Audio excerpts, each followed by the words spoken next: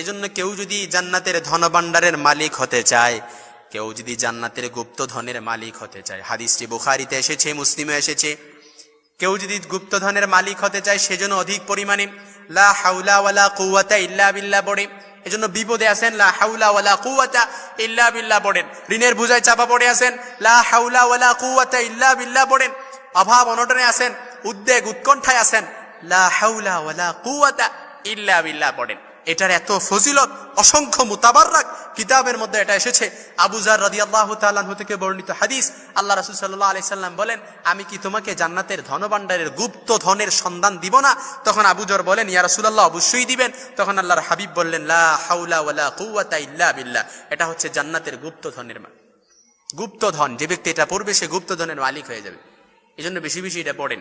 হয়তো আমি আপনাদের বিপদগুলো সিলেক্ট করে বলতে পারবো না, আমি আপনাদের বিপদের মাত্রাটাও জানি না,